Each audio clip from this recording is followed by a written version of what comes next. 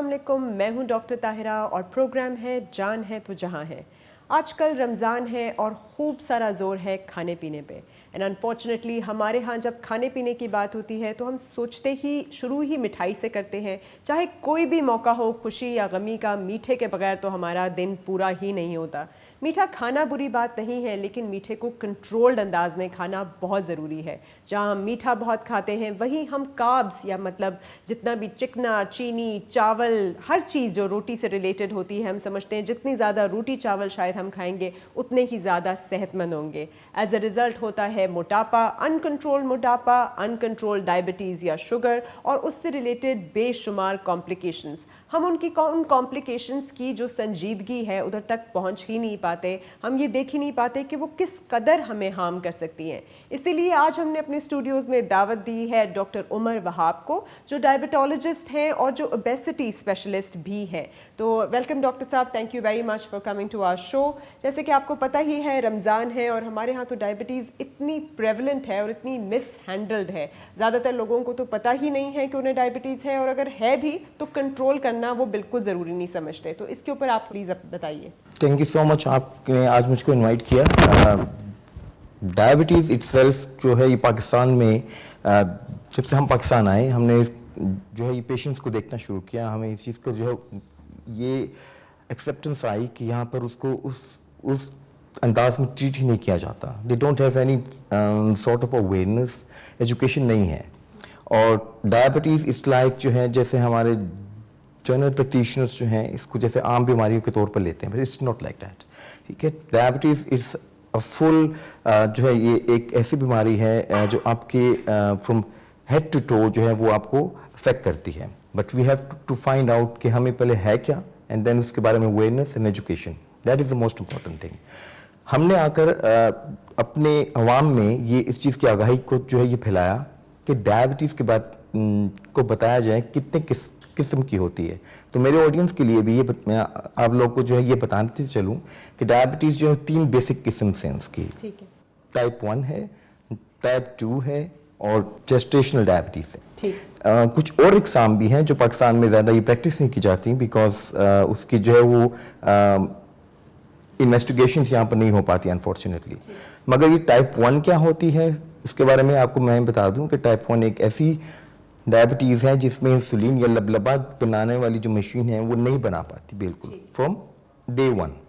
तो ये यंग लोगों में ज़्यादा होती है गालिबन? ये तकरीबन इन्फेंट्स में और चिल्ड्रंस में होती है ज़्यादा। ठीक है, एग्जैक्टली।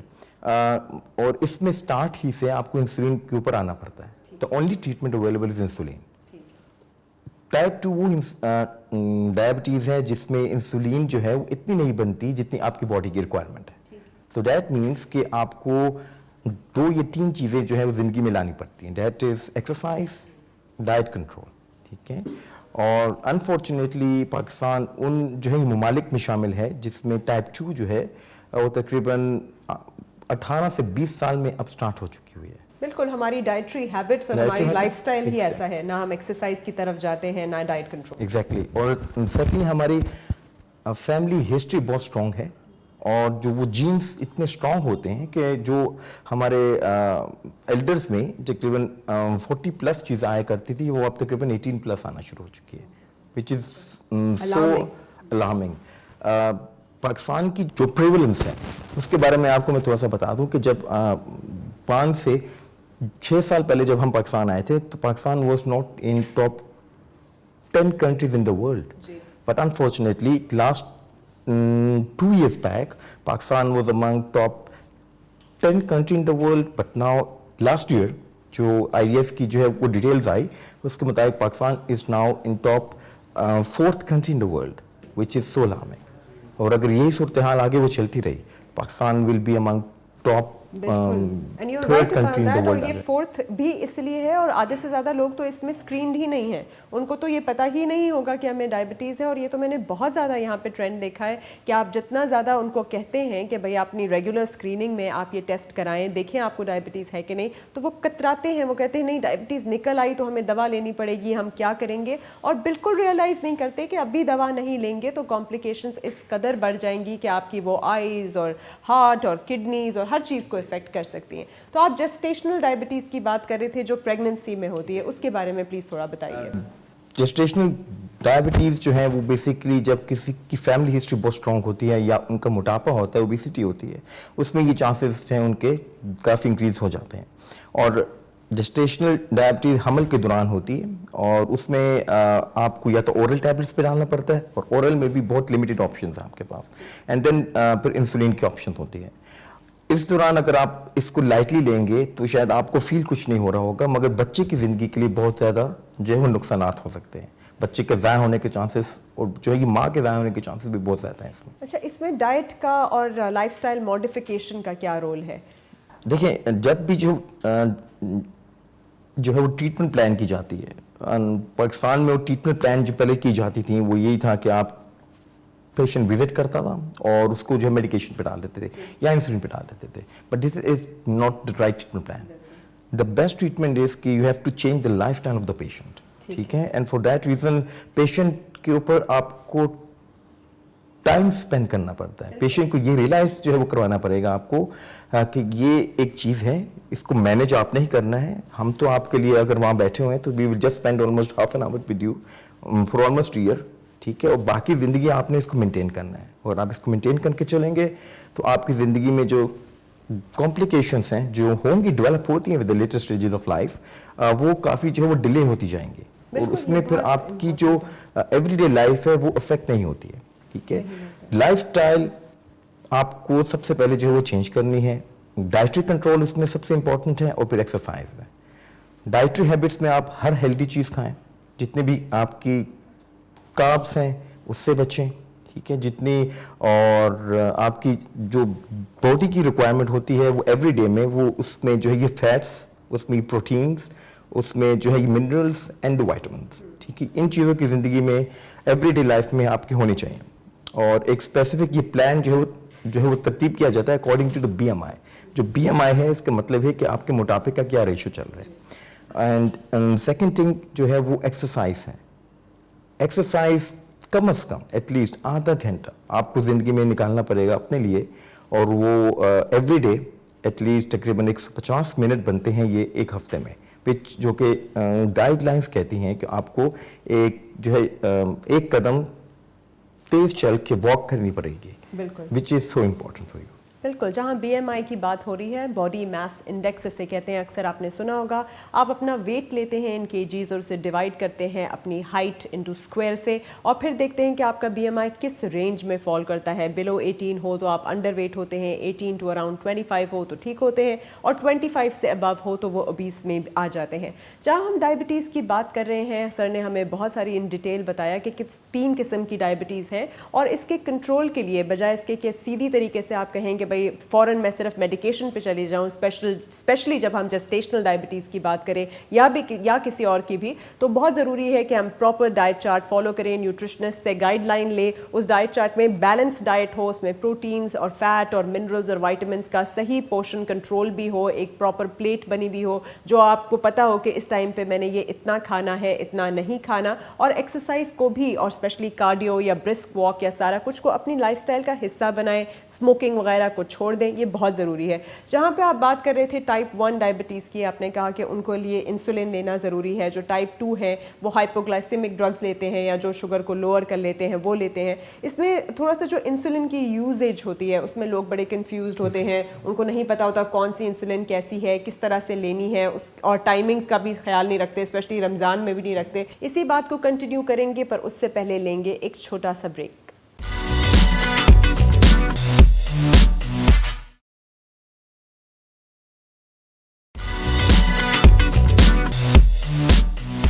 ब्रेक पर जाने से पहले हम बात कर रहे थे टाइप्स ऑफ डायबिटीज़ की, और अब हम बात कर रहे हैं डॉक्टर साहब से कि जो इंसुलिन की यूज़ है उसमें थोड़ा सा आप हमें गाइडलाइंस दीजिए कि प्रॉपर यूज़ ऑफ इंसुलिन किस तरह से है। देखिए, इंसुलिन जो है वो सबसे अच्छी और सबसे जो बेहतरीन इलाज है। पाकिस्तान आने के बाद इस चीज़ को जो है वो रियलाइज़ किया गया कि यहाँ पे बहुत सी स्टिग्मा है, बहुत से जो है ये मिथ्स डेवलप हुई हैं, जिसके मुताबिक insulin is the last treatment resort. Insulin पर जब लोग आ जाते हैं तो कुछ ज़िंदगी नहीं बचती, it is like that, but this is so unfortunate. और शायद हम लोग को कहीं बेसिकली वजह है कि शायद जो डॉक्टर हजरात हैं वो शायद प्रॉपरली गाइड नहीं कर पा रहे, ठीक है, हमारे जो पेशेंट्स हैं, बिकॉज पेशेंट्स हमारे पास इनोसेंट है, ठीक है, they don't have the knowledge about it, and insulin is the best treatment. I would like to initiate insulin at the early stages of life. जितनी आप उसको अर्ली इनिशिएट वो करेंगे उतने आपके किडनी डैमेज, उतने ऑर्गन डैमेज। आप इस पे ये बताते चले कि इंसुलिन का कोई साइड इफेक्ट नहीं है, बल्कि इंसुलिन ना यूज करने से आपको इतने सारे हार्मफुल इफेक्ट्स हो सकते हैं। इंसुलिन की इस्तेमाल जब आप जितना जल्दी लेट स्टेजेस में होगा उतनी ही कॉम्प्लिकेशन जो है वो डेवलप होती जाएंगी, बिकॉज हर दवाई जो है वो गुर्दे से पास होती है, इधर फ्रॉम द किडनीज या फिर जो है जिगर से पास होती है।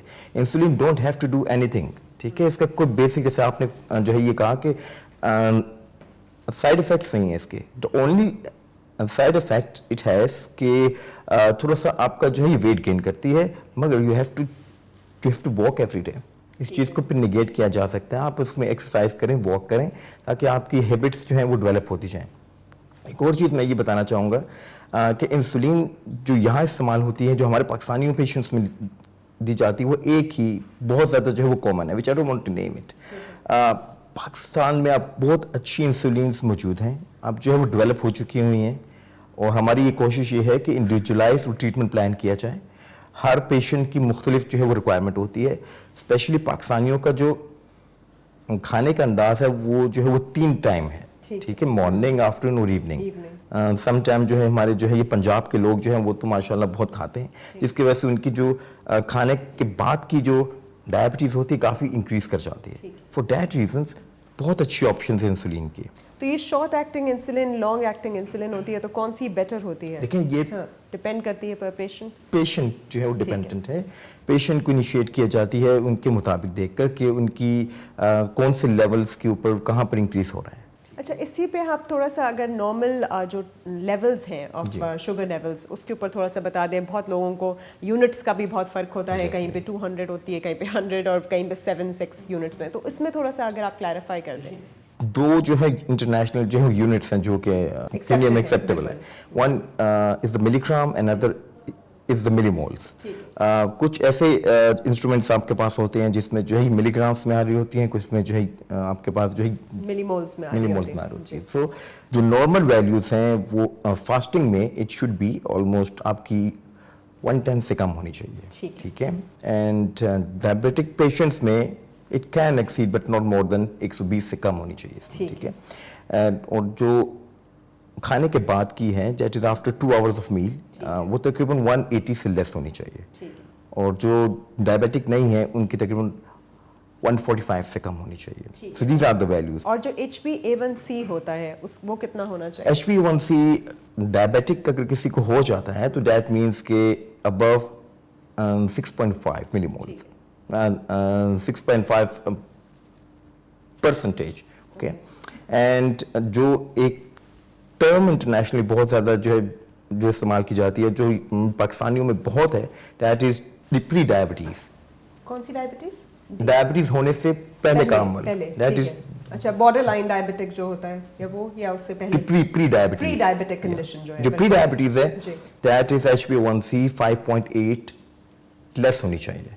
From 5.8 up to 6.4, that means patient is having the pre-diabetic stage में जो वो चल रहा है। ठीक है, ये वैल्यूज़ बहुत ज़रूरी हैं आप लोगों के लिए जानना, क्योंकि ताकि जब भी आपको कोई डॉक्टर कहता है कि ये वाले टेस्ट करा दे, और फिर आप देख सकते हैं कि वेयर डू यू स्टैंड, आपको सिर्फ लाइफस्टाइल मॉडिफिकेशन से हासिल हो सकता है ट्रीटमेंट, या आपको इंसुलिन की तरफ जाना होगा। जब हम टाइप 1 डायबिटीज़ या जुवेनाइल डायबिटीज़ की बात करते हैं, तो जो सिम्टम्स हमारे जहन में आते हैं, पॉलीडिप्सिया या बहुत ज़्यादा पॉलीफेजिया, बहुत ज़्यादा भूख लगना, बहुत ज़्यादा प्यास का आना, थके रहना, थकावट का होना, वेट लॉस होता है इसमें फर्स्ट टाइम में, टाइप 1 में वेट लॉस बहुत ज़्यादा होता है। तो ज़्यादा भूख लगना, ज़्यादा प्यास का लगना और वेट लॉस होना, और कोई वूंड या कोई अगर आपको ज़ख्म है जो सही तरह से ठीक नहीं हो रहा, सर में दर्द का होना, ये सारी, हाँ, उसकी मतलब फॉर एग्जांपल आपको एक कोई ज़ख्म हो गया है और वो बहुत जल्दी ठीक नहीं हो पा रहा, उसकी हीलिंग बहुत डिलेड है, तो भी आपको इन्वेस्टिगेट करना चाहिए। इसी पे हम टाइप 2 डायबिटीज़ पे जब आ जाते हैं तो उसके सिम्टम्स किस तरह से फ़र्क होते हैं?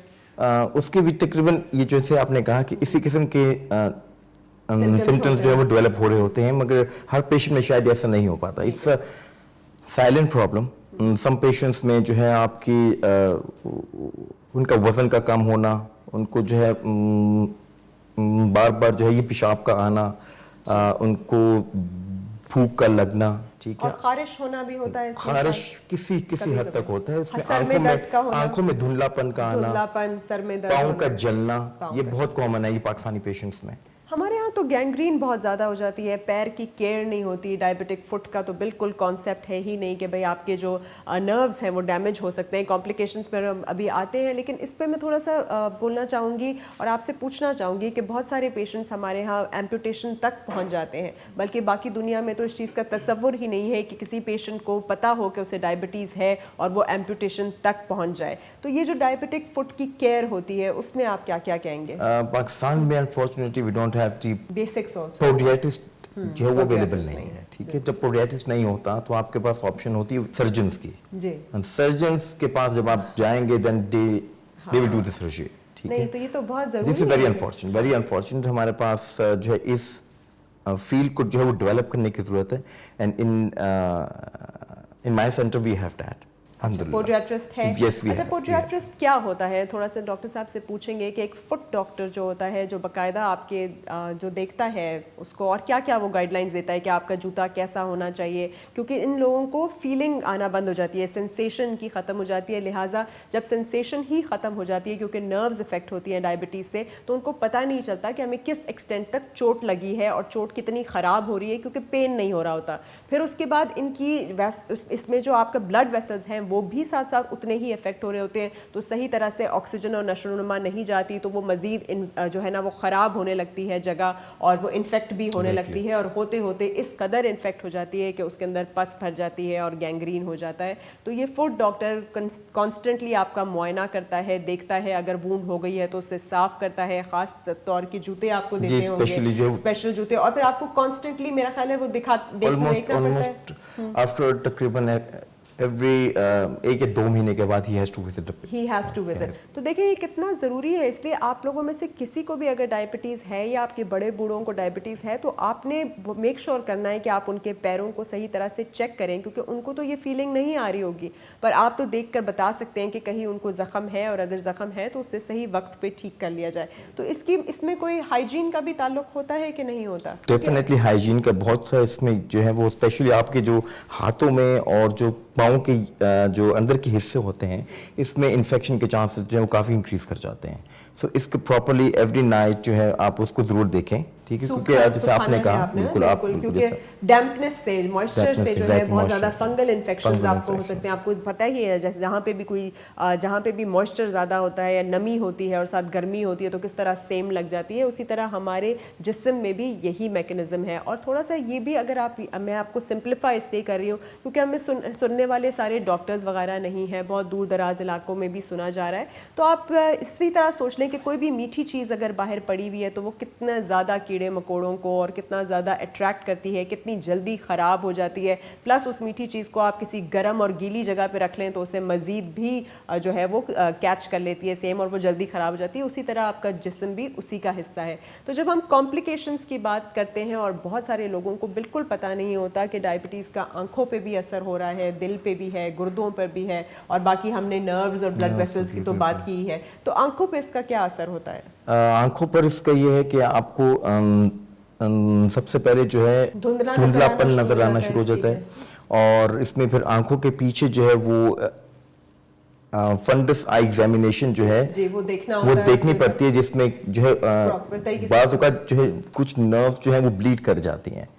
ठीक है, अगर आप वो नहीं देखेंगे वो टाइमली तो वो फिर होती जाएगी, और with the passage of time जो है it's the main cause of blindness. देखिए आप, हमारे यहाँ one of the leading causes of blindness he uncontrolled diabetes है, और इसके लिए बहुत ज़रूरी है कि आप जानें कि अगर आपको डायबिटीज़ है तो आपके डॉक्टर के पास आपका चेकअप बहुत ज़रूरी है, और डॉक्टर आपकी ये सारी चीज़ें चेक करेगा। वो रेटिनोस्कोप से बाकायदा आपके जो फंडस है उसको चेक करके देखेगा कि कहीं आपकी कोई नस जो है, कोई ब्लड वेसल जो है वो फट तो नहीं गई, और वो आपको इन राइट स्टेज पे बता देगा। हमारे यहाँ सोचा जाता है कि सिर्फ ऐनक की दुकान पे चले गए, वहाँ पे जो बैठा होता है वो ऑप्टिशियन होता है, ना ऑप्टोमेट्रिस्ट होता है, ना ऑप्थेमोलॉजिस्ट होता है, ना ही कोई डायबिटोलॉजिस्ट या डॉक्टर होता है जो आपको सही बता सके। उसका तो मकसद होता है सिर्फ देखे और आपको ऐनक लगा दे और आप सोचते हैं कि मैं आई के डॉक्टर के पास से हो आया हूँ। तो ऐसी बात नहीं होती। जब आप एक डायबिटीज़ से सफ़र कर रहे हैं और आप एक रेगुलर स्क्रीनिंग से आपने गुजरना है तो आपने इन मरहलों से गुजरना ज़रूरी है। उसी तरह हम हार्ट पे आ जाते हैं। इसका हार्ट पे क्या इफेक्ट होता है?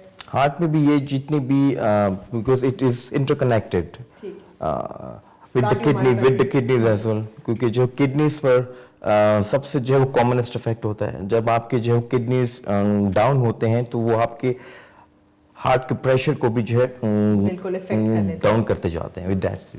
तो आपकी हार्ट और आपकी किडनीज मतलब आपका गुर्दा और आपका दिल दोनों भी कनेक्टेड होता है और ये भी पूरी तरह मुतासर हो जाते हैं। इसी बात को कंटिन्यू करेंगे पर उससे पहले लेंगे एक छोटा सा ब्रेक।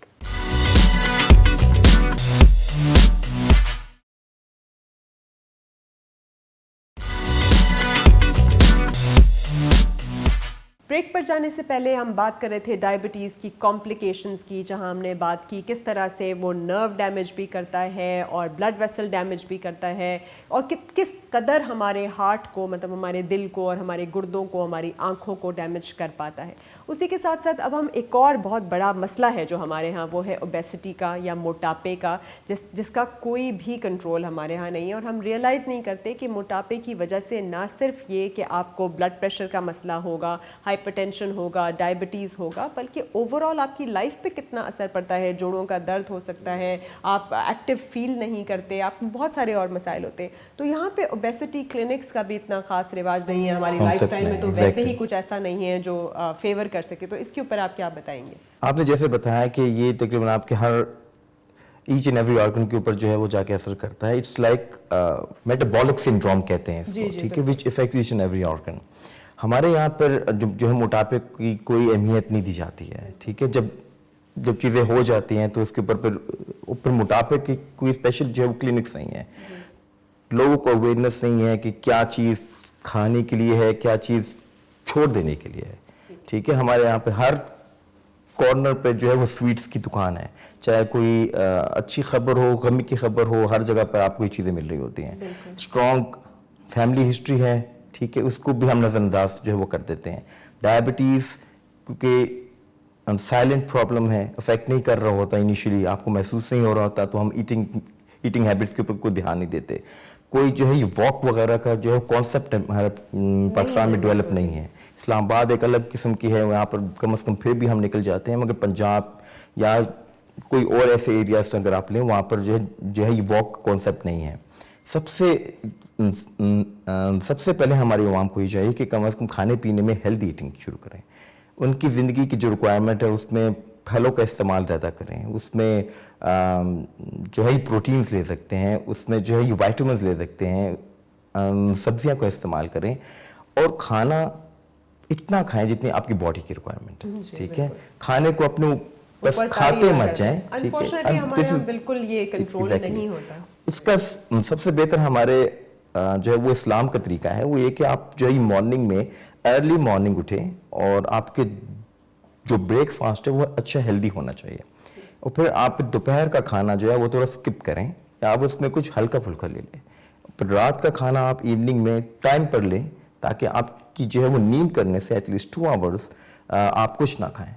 अगर आप रात को रोजा हो गया, आपने सहरी में अच्छा खा लिया, होल व्हीट खा ली, जैसे हम हर अपने एपिसोड में ये स्ट्रेस कर रहे होते हैं कि भाई अंडा खाएं, दही खाएं, चक्की के आटे की रोटी खा लें, और फिर आपने लंच तो ऑटोमेटिकली रोजे में आपका वैसे ही स्किप हो गया। 7 बजे जब आप इफ्तारी करते हैं, 7 साढ़े 7 जैसे आपका टाइम होने लगा, तो वो वेल बिफोर आपका स्लीपिंग टाइम है। और जैसे कहा गया हदीसों में भी ये है कि एक तो हिस्सा रख के खाएं और दूसरा चहलकदमी करें। मुझे नहीं समझ आती हम क्यों नहीं करते, तो हम ये फॉलो करेंगे तो मेरा ख्याल है इफ्तारी में भी स्पेशली हमें ऐसी चीज़ें जो है वो अवॉइड करनी चाहिए जिसमें ऑयल ज़्यादा हो, ठीक है, जिसमें कार्ब्स ज़्यादा हो, ठीक है। आप जो है जितनी भी ये जो आर्टिफिशियल स्वीटनर्स हैं, ये बहुत डेंजरस हैं। ये अपनी जो है वो कौम को बताना चाहिए कि इसको बिल्कुल इस्तेमाल नहीं करना चाहिए। कोई भी जो है सॉफ्ट ड्रिंक्स एनी फॉर्म में, बिल्कुल मत लें।